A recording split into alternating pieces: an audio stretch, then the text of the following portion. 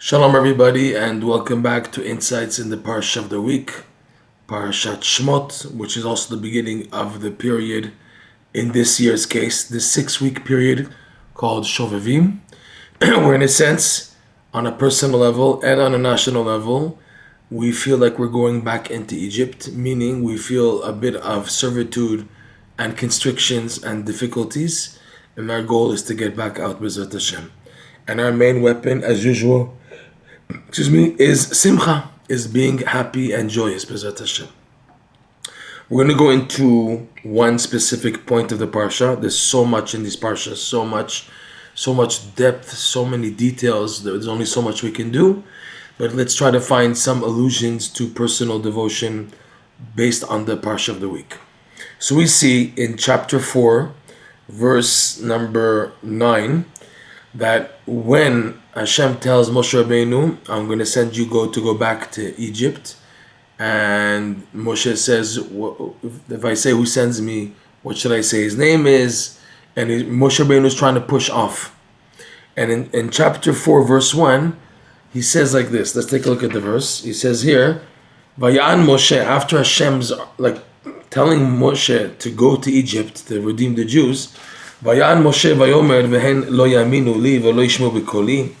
Behold, the Jews won't believe me that I was sent by you, and therefore velo yishmu b'koli, and they won't listen to my voice that they're going to be redeemed. Ki omru lo nira alecha Hashem, because I say, you didn't see Hashem. Hashem didn't appear to you. So then we see the two tests that Hashem says to Moshe Rabbeinu. Throw this, what's in your hand, the staff, throw it on the ground. It became a snake, and he fled from the snake. And then the second test, take your hand, put it in your bosom. He took it out and it was full of leprosy. Okay? So in verse number 9, after these two signs, and being healed, of course, he said, put your hand back in, and it turns back to be healthy, and to pick up the snake, he picked up the snake, it turned back into a staff. So he says here, Vaya im lo yaminu gam lishne, verse number 8. Vaya im lo yaminu lach, and behold, if they won't believe to you, velo yishmeu lekol ha'ot harishon, and they won't listen to the voice. This is the literal translation. The voice of the first sign, which is the throwing of the staff on the ground and it turning into a snake, right? Ve'eminu lekol ha'ot hacharon, then they'll listen to the last sign, the last indication, the last sign, which is the putting your hand in your bosom and it turning leprosy. That they'll listen to you. So we have a few questions. We'll try to answer most of them. Some are so deep we can't yet find a clarification. But if you notice in the pasuk, in the parsha, it says, and it'll be if they don't listen to the voice of the first sign. Number one, since when does a sign have a voice? Number two, the word kol, the voice, is written without the letter vav. Lekal, lamed kuf lamed, as opposed to lamed kuf vav lamed. Lekol, the voice of the first sign. Ot also is written without a vav. And then the second time, ve'eminu lekol ha'ot hacharon, and then they will listen, they'll believe the second sign, the last sign. Lekol, again, is written without a vav. Also, why he's saying first and last? Because afterwards it says, and if they don't listen to these two signs, if they don't believe these two signs, then you throw the water on the earth, it'll turn to blood. So based on that, there's a third sign. So why does he say first and last on the first two? It should be first and then second, Hasheni. Because then afterwards he said, if these two don't work, then throw the water on the ground, it'll turn to blood. Why the language ha'acharon? I won't be able to answer all these questions because it's so deep. At least let's have some footing as to what's going on here. Moshe Rabbeinu, like Rashi says, slandered the Jewish people. He said in verse 1, and behold, hen lo yaminu li, they won't believe me, velo yishmu b'koli, and because they won't listen to my voice in coming as your messenger Hashem to tell them that they're leaving Egypt, because they'll say Hashem didn't reveal themselves to you. So Rashi points out this was slander. He was speaking against the Jewish people. Because he said, Hashem was trying to say, Moshe, how do you know they'll talk like that? Moshe Rabbeinu was assuming that the Jews fell in Egypt to such a level of sadness and depression that because there's a blemish in sadness, there's automatically a blemish in emunah. Like Rabbi Nachman teaches many times, emunah and joy work hand in hand. When there's no joy, there's a dent in the emunah. Okay, and also vice versa. When there's a dent in the emunah, there's a dent in one's joy. They work together. A, B, B, A, they work together. So Moshe Rabbeinu assumed the Jews are in bondage. And if they're in bondage, most probably they're sad. They're not happy. And if they're sad, that means they have a blemish in their faith. So who am I talking to? And Hashem was telling Moshe Rabbeinu, you're wrong. You spoke wrongly. You will see that when I send you, the Jews have hope. And even though the bondage is difficult, they still are holding on to believe there's a Redeemer.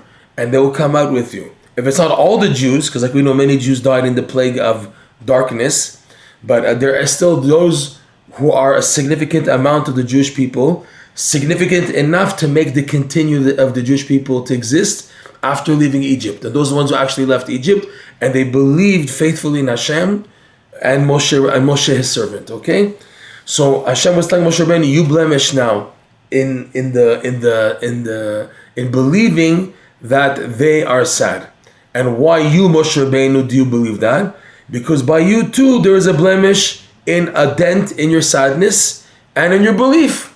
So Hashem had to rebuke Moshe Rabbeinu with two signs close to him. His staff, which he was holding, he threw it on the ground. The staff turned into a snake. This staff was a holy staff. It had engraved in it the initials of the 10 plagues. The 10 plagues correspond to, on a deeper level, the 10 sfirot. The 10 sfirot correspond to the 10 types of melody of song, which, like Rav Noson explains in Likutei Halachot, Hashem initiated in the creation. So by telling Moshe Rabbeinu, throw the staff on the ground, it's going to turn to a snake, he indicated that you too, Moshe Rabbeinu, have a blemish in your faith and in your simcha, and it's going to be indicated in the staff turning into a snake. Okay? Number 2, the hand. The hand is very deep. Rabbi Nachman teaches about the hand.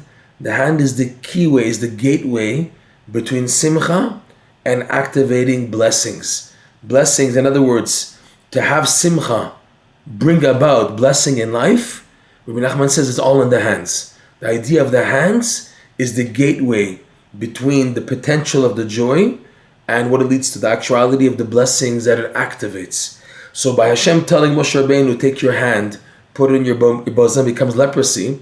A leprous hand indicates a hand that's not doing its task. It's not doing the job of activating brachot. Rabbi Nachman teaches the hands are blessings, which is indicated when the Kohanim bless the Jewish people, they have to raise their hands. It has to be birkat. The blessing of the Kohen is the Vayisa Yado Aaron et Yadav El Ha'am Vayvarachem.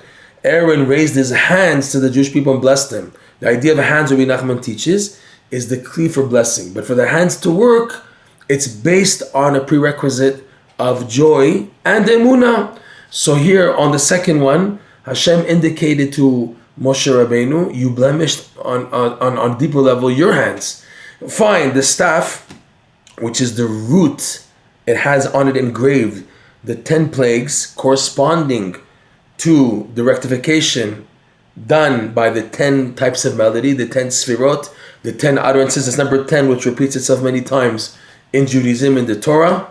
Okay? That is the blemish from the beginning of creation that you've blemished in. So you have to let go of the staff. You are holding the staff as if to indicate that you have a stronghold and a grip on the root of the 10 types of melody. But now I'm telling you to let go, put it on the ground, and it turns to a snake. The snake is the epitome of sadness, because the whole jealousy of the primordial snake, which all snakes now take representation from. That's why all snakes crawl they crawl and they have no arms, no legs, because of the primordial snake who was jealous of Adam when Chava, and that jealousy was an indication that he had sadness. He wasn't happy in his portion, because if not, what are you jealous about? So the snake is the epitome of sadness. That's why the staff turned into a snake, to show Moshe Rabbeinu, you don't have a grasp in this. You don't have a hold, because now you yourself have a dent in doubting the status of the Jewish people, finding the good points. You, Moshe Rabbeinu, more than anybody else, you're a leader. You're supposed to be, you're a shepherd, showing you know how to take care and to take care and have compassion on others. That's why I'm choosing you, Moshe Rabbeinu, to go back to Egypt. Okay? And now you're showing an indication that you're not full in that. I have to rebuke you in order to rectify you. Okay? So that was the indication of the first sign of the staff turning into a snake. And now his hand, himself, the tzaddik himself, Moshe Rabbeinu, his hand being blemished, showing you blemish the hands, which is the gateway between simcha and what it leads to, which is the blessings activated by the hands. Okay? So now, both of them in the Torah are written without the letter Vav, Kol. If they don't listen to the voice of the first one, because they say, okay, it's still not a proof, because who are you, Moshe Rabbeinu? So then you add a second one. I myself am suffering, my hand. The staff turning to the snake, that's external. That's the root of creation represented in the 10 plagues indicated in the staff. Okay, that's the creation in general. But Moshe Rabbeinu says it's not enough. Okay, look at me. My hand is turning to leprosy because of you, because I spoke against you, because I couldn't find that there's good inside of you. And now I'm being meant to show that there is hope in the Jewish people to bring you out of Egypt, because there's still emunah and there's still simcha in the Jewish people. Okay? So with these two signs, also the second one is spelled in the Torah without the letter Vav. Kol without the letter Vav. What's the idea of Kol without the letter Vav? That goes back to what Isaac said to Jacob. Hakol kol Yaakov vayadayim yedei Esav. Isaac was blind and he was about to give the blessings to Jacob instead of Esav. So, and Rivka dressed up Yaakov in the furs of Esav, so he should be hairy like Esav. So Yitzchak was skeptical if this was actually Esav he's giving the blessing to. He says, come close, let me feel you, my son. And he says the kol Yaakov, the voice is the voice of Yaakov, but the hands are the hands of Esav. So Noson explains that in the Torah, the first kol, the voice is the voice. Kol Yaakov. The first kol is written without the letter Vav, like Hakal, Hey Kuf Lamed. And the second voice is written full, Kuf Vav Lamed. Rav Noson explains that the voice of Jacob has two parts. There's a times in life where you have to cry out to Hashem. You have no choice. You're being squeezed from all the corners, and it's very difficult, and you don't see clarity, you don't see a way out. So the traditional way, you have to call out to Hashem. But that is not the final goal. The final goal is, after crying out to Hashem, finding an opening, and then rejoicing and calling out to Hashem in joy, in thanksgiving, in song, in blessings, in praising. Okay, that's the real Kol Yaakov. Yaakov has two voices. The first one, which is the first stepping stone, the initial stage, is Hey Kuf Lamed. Hakol Kal, without the letter Vav, meaning an incomplete voice. Because Kolot, there are 5 voices of joy, like we say in the blessings of a wedding, and it's indicated in the verse in Isaiah, Kol Sason, Kol Simcha, Kol Chatan, Kol Kala, Kol Omim Hodu L'Hashem Kitov, the 5 voices of joy, the voice of a Chatan, the voice of a Kala, call of singing, call of rejoicing, the voice of those who are giving thanks to Hashem. So kolot are associated with joyous expression. So the verse, Isaac is telling Jacob, what is Yaakov? Yaakov, kol Yaakov. Yaakov, his thing is the voice. And it's true, there's 2 times. Not all life is fine and dandy. There's a times in life, in the day. Minimum though, initial stage, first stepping stone, is you got to call to Hashem. You got to cry out to Hashem when things are difficult. You cry and help me, Hashem. And you're in a panic, you're in a worry, so you cry out to Hashem because you're being squeezed. But that's supposed to lead to the real voice of Jacob, which is Kuf Vav Lamed, the second call, which is the voice of rejoicing. A call Kol Yaakov. Esav, the hands are Esav. Esav's thing is this world, trying to deal with this world with the hands and get involved. Blemished hands. Okay, Adaim Yedei Esav. So now here, the back to our parsha, the 2 otot have voices. If they don't listen to the voice of the first sign, it's written lacking without the letter Vav. Going back to the call of Yaakov, the first one. And also the second call here, the second sign, also is called Kol HaOt HaSheni. Because both of them are indicators. Moshe Rabbeinu is telling the Jewish people that I paid the price. I spoke against you, and here is the result. In other words, I have a blemish in my own faith and simcha, and that's reflected in the staff turning into a snake, and also my hand, which is on my personal level, is being blemished. When they see Moshe Rabbeinu is admitting to his falling, and yet it's being healed, he puts his hand back into the bosom and it's healed. He picks up the snake, it turns back again to a staff. So they see that there's hope. Moshe Rabbeinu has rectified himself, and now he's able to help us also to come out. So this is a type of an indication of why kol. Now, on a deeper level, we can't go that deep because this is really, there's still a lot of questions behind. The number 130 appears a lot regarding Egypt. 130 are the years, like we mentioned in previous classes, the years that Adam separated from Chava until he had the third son, which is Shet, right? Seth. There was Cain, Hevel, and then there was Seth, Shet. And between the period between having Cain and Hevel and Shet was 130 years waiting period, because Adam separated from his wife because he thought that he brought destruction upon the world. The Zohar says that in those 130 years, Adam had, at his high level, he was an outstanding tzaddik, he had wasted seed in his 130 years. And the sparks of those wasted seed ended up being in Egypt. And that's why the Jews had to go down to Egypt in order to rectify those 130 years of wasted seed. So that's 130, first time. Second time we see 130 is the age Jacob came down to Egypt. And he told Paro, my years are 130 bad years. Why does Yaakov call his years, first 130 years of his 147 lifespan? The last 17 years were in Egypt, and those are the best years of his life. But they were preceded by 130 years of difficulty, he calls them bad. Because Yaakov's mission was also to begin the rectification of the 130 years of Adam Arishon.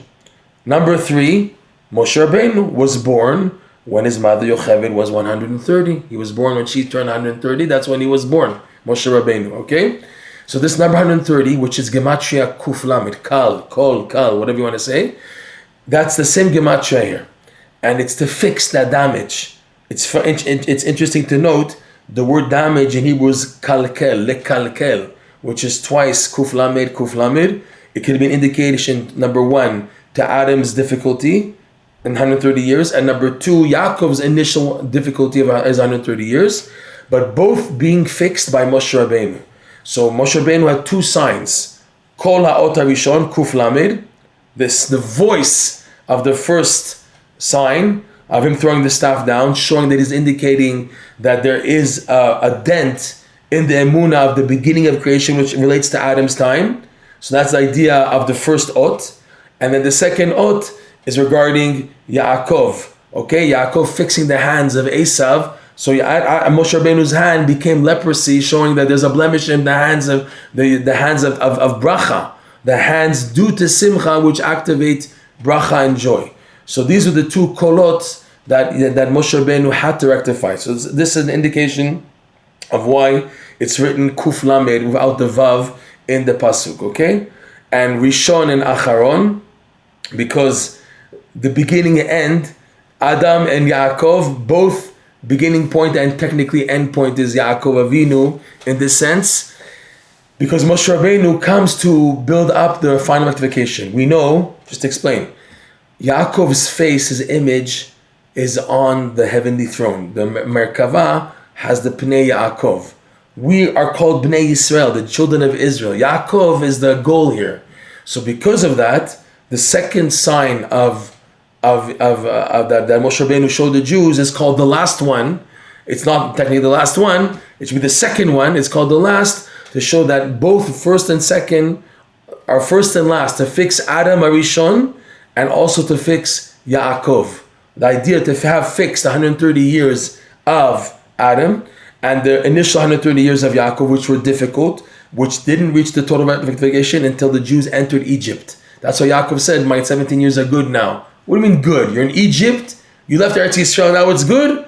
It's good for Yaakov because now the Jewish people will be here to rectify the 130 years of Adam that I tried working on my first 130 years. So now they're beginning the rectification in Egypt. So that's why Yaakov technically had 17 good years. 17, by the way, is Gematria Tov, which means good. So the bottom line point is, as again we see again and again and again, how simcha and the lack of simcha play a major role in exile and redemption.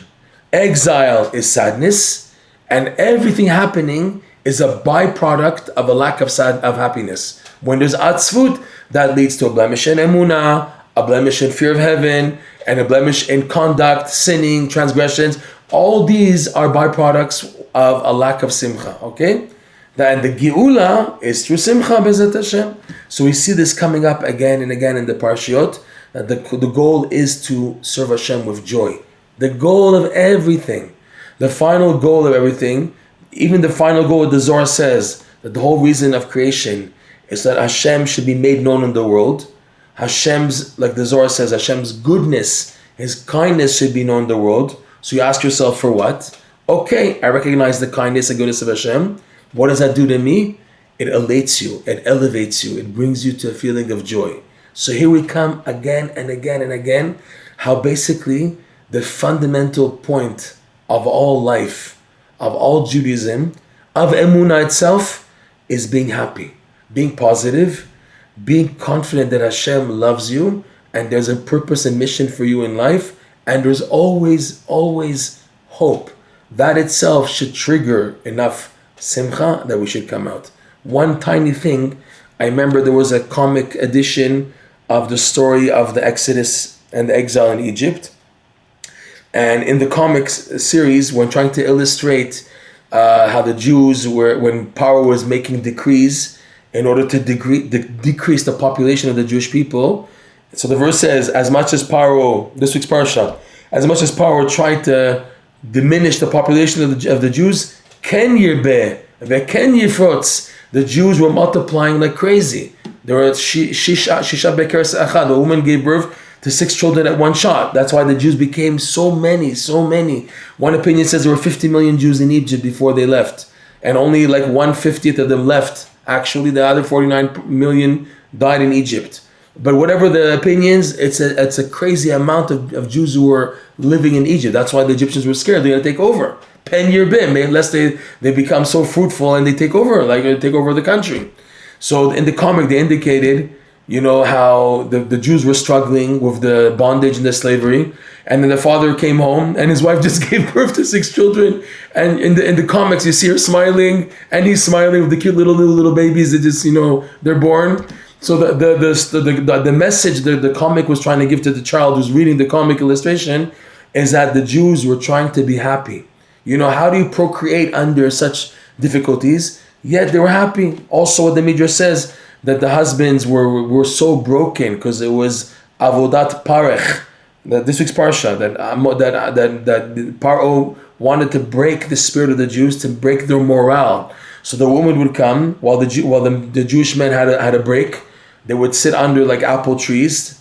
Tachat tapuach orarticha. That's the pasuk from Song of Songs. Under the apple tree, the woman would come to wash their husbands, give them food to eat, and make them happy, to give them simcha. And also they would make themselves attractive in order for the husbands to be happy and to want to be with their wives and have children, B'ezrat Hashem.